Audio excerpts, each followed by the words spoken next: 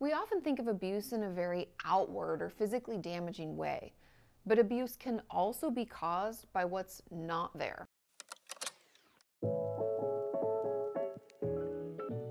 Like when a parent doesn't ask us how we're feeling or listen to us when we tell them. They could also not support us when we need it or hold us when we cry. And this lack of emotional support and attunement leads to what's known as childhood emotional neglect. And today I'm going to walk you through the 9 signs that you have experienced it. If you're new here, my name is Kati Morton and I'm a licensed marriage and family therapist. I talk about depression, anxiety, eating disorders, and really anything mental health related. So if you'd like to subscribe, we would love to have you. I promise you will always leave with some helpful information for you or someone you love. Okay, let's jump into today's topic.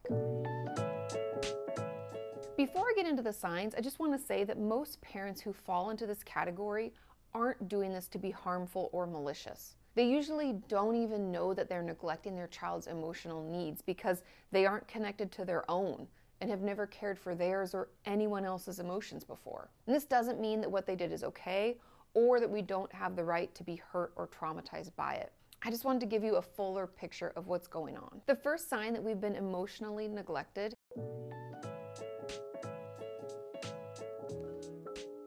is that we have a difficult time regulating our emotions. Because they are so foreign and something we've never been allowed to have, we can stuff everything down and then erupt on people later, or not be able to recognize when we're feeling a strong emotion, something like anger or frustration. Sign number 2,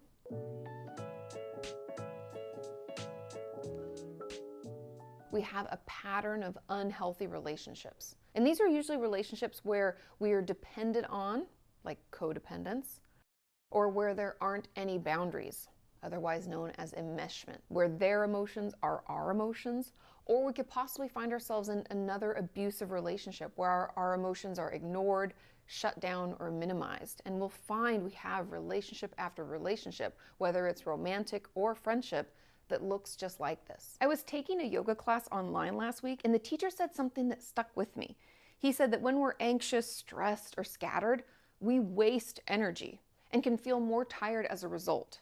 But when we are clear and focused, the energy we put out goes toward the things that are important or valuable to us. And that is why I am incredibly excited about today's sponsor, the guided meditation app, 10% Happier. I've always struggled with meditation because, as you know, I'm a more anxious type of person, and trying to just be still and quiet can sometimes feel like torture. But the 10% Happier app offers guided meditations on specific topics or goals. I chose the ones by Orrin about emotions and becoming more emotionally agile. Because as he says, we all have emotions, whether we want to admit it or not.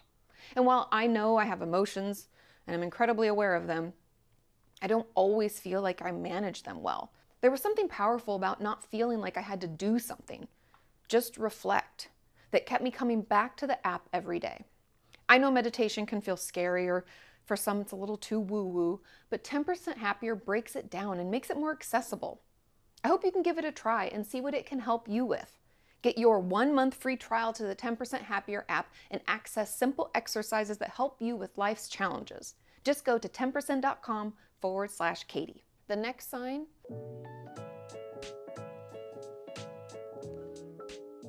is we can have a difficulty engaging in relationships, meaning that we can isolate ourselves or struggle to connect with people. It's hard to let people in, so we can feel like no one really knows us. And this can be really hard, right? We can actually feel extremely lonely and isolated, but not feel safe enough or okay enough to be with anyone else. So we can kind of feel stuck in this like catch-22 where we want the connection because we need it, because all humans need it. It's okay to need people. We can need that, but then it feels so dangerous and unsafe, so we don't do it. And we're kind of in this pickle between the two. The next sign is that we can feel numb or empty.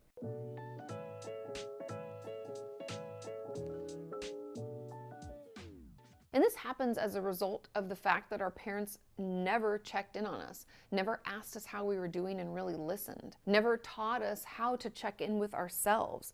So we can lack what is known as emotional intelligence, which is really just what it sounds like, our understanding of our own emotions and the emotional landscape of being a human, right? And so if we've never learned how to do that, It was never okay to do it. And maybe even if we were trying to check in with ourselves, our parents were like, we don't have time for that, right? Stuff it deep like I do. Move on. So we can essentially feel nothing. We never had that opportunity.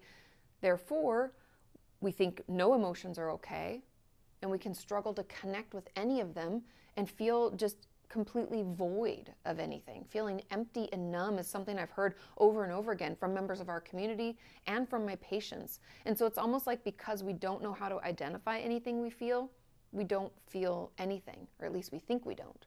But I'm here to tell you, spoilers, you actually do. I also want to mention that this can be a sign of our depression and PTSD as well. And just so you know, childhood emotional neglect can lead to things like anxiety, depression, PTSD, etc. So this could be part of a bigger picture as well. Now, the fifth sign is that we struggle with any self-compassion.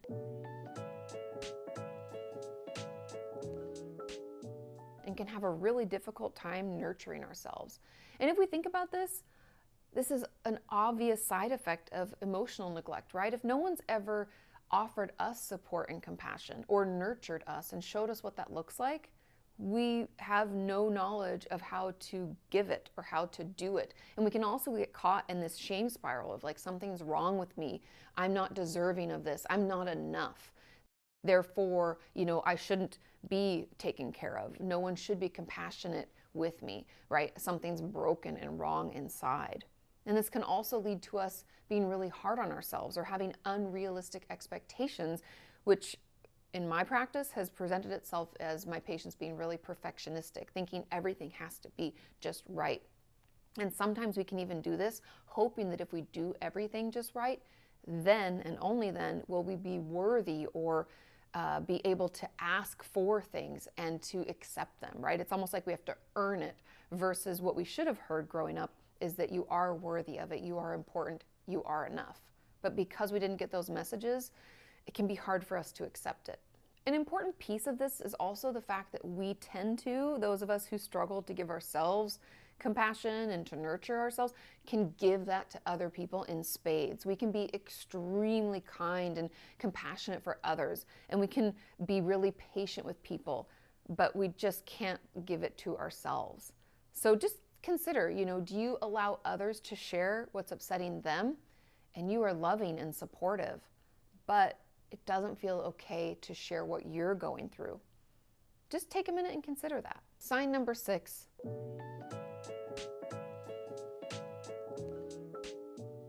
is that we can have an unhealthy independence. I want you to hear that again. I didn't say dependence, I said unhealthy independence. Now, the reason that we can have this is because we feel like we can't count on anyone else but ourselves. We have to do everything on our own because we don't trust other people to show up and to do what we need. So we can really have a tough time asking for help and actually allowing people to help us. And this is because we don't think we can count on anyone else, right? Everybody's always let us down, told us that we're not enough, or not listened to us, told us to stuff all of our needs and our feelings and our thoughts just deep down.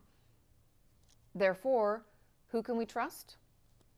Just ourselves. And we can push people aside and not let people in, not let people, even if people offer and are like already showing us compassion and care, we can like poo-poo it, like no. Or if someone gives us a compliment, this is very common. Someone will tell us something nice about ourselves or try to check in on us, and we'll be like, they're just lying, or they're only doing that because they feel bad. We completely negate anyone offering support and help because we believe deep down we can only trust ourselves. This sign can also cause us to be hyper vigilant and lead to really unbalanced relationships where we give, but we never get anything in return.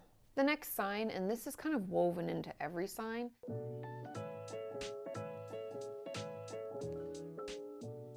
is that we can really struggle with shame. We think something is inherently wrong with us or that we're deeply flawed. And this can obviously lead to a really low self-esteem. And this comes from the belief that how we feel and what we need isn't valid or important. And that obviously is directly correlated with the fact that when we grew up, our parents just dismissed it or told us to shut it down or ignored it completely. Sign number 8, we can be sensitive to rejection.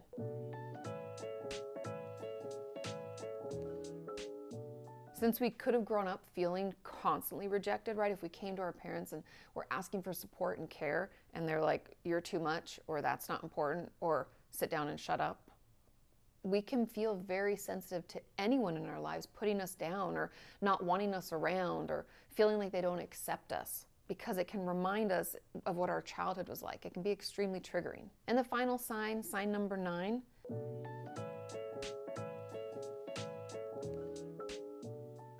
is we can be easily overwhelmed or discouraged. And this comes from the fact that because we can struggle to identify any emotions we're feeling, let alone accepting any of them, right? Those don't exist. Stuff those down, we'll ignore them.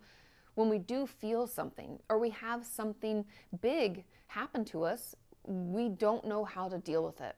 And we can quickly become overwhelmed by our emotions or our experience, frankly, because it's all really foreign, right? And it can feel really uncomfortable. We're like, I don't even know what this is. And we can kind of just want to shove our head in the ground and like shut down. This is honestly when a lot of people, like my patients and members of our community, will report dissociating, because our brain's like, this is too much for my system. I got to pull the ripcord and disconnect so that I can get through this. So if you find this happening and feeling like you're going from okay, overwhelmed, dissociate, it could be a sign. Obviously, it doesn't help to just know the signs that we've been emotionally neglected, and we might have thought that for a long time. What's important is knowing how to overcome it.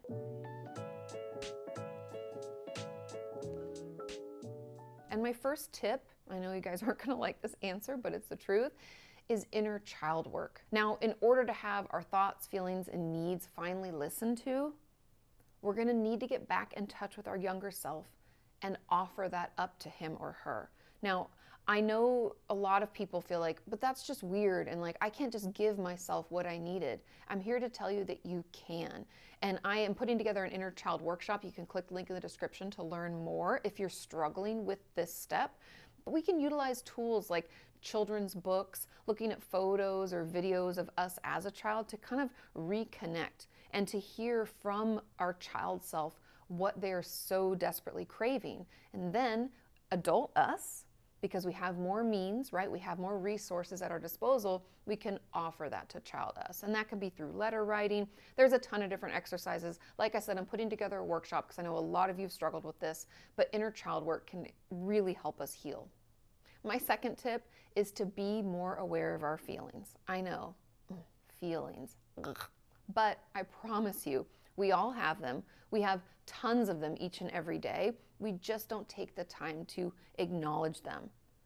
And especially if in our childhood, no one taught us to acknowledge them or showed their own to give us a better idea of what anger or excitement can look like, it can take us some time. So hop on Google and just look up feelings wheel or feelings chart and just see if any of the words that you're reading sound familiar or are something that maybe you're like, I think I might be feeling that.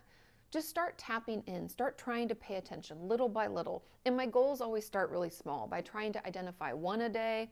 Then after a week or so, as that gets a little easier, right? It's like a muscle we're building.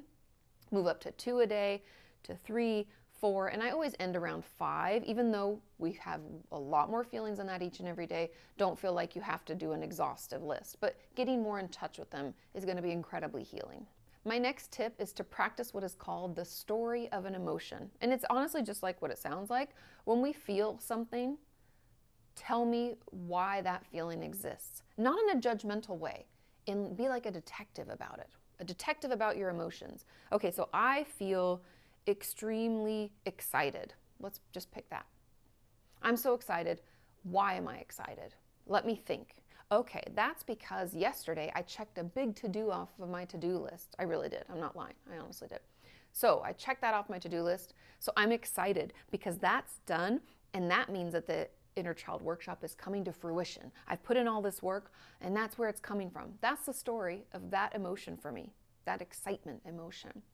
So as we start to get more in touch with our feelings, we have that list of 1 or 2 or 3. Tell me the story of them. Okay, so I'm feeling really discouraged. Where's that coming from? What's the story that led up to that emotion? It sounds kind of silly, like why am I digging so deeply into these? Because it's important for us to acknowledge and validate those emotions, not just identify. We need to say, yes, it's okay and it exists because of this, this, and this, and that's how I got to here. It's kind of what we wished our parents had given us that they didn't, and so we're just filling that void. Another tip is to describe the feelings that we're having without using the feelings word. And I've talked about this in the past, but it could be anything like, let's say I'm feeling angry. Okay, so if I was going to describe anger to you without using the word angry, how would I do that? I would say, anger feels like a fire in my stomach. Feels like clenched fists, tight muscles, gritting teeth. And it almost, my head feels like there's just too many racing thoughts. I can't get them out right. It feels like chaos in my head. That would be how I would describe anger without just saying anger feels angry, right? And again, it's just another way to kind of get to know our emotions and better understand how we experience them. My next tip is to know that feelings aren't facts. Just because we feel some kind of way about what's happening doesn't mean that that's actually what's taking place, right? I could be reacting to a past experience, meaning that, let's say growing up, I had a really bad time in swim class. I'm just making this up as we go along. So when I go to the pool with my friends for like a party on the weekend, I can feel really agitated, anxious, and super upset, right? Really irritable.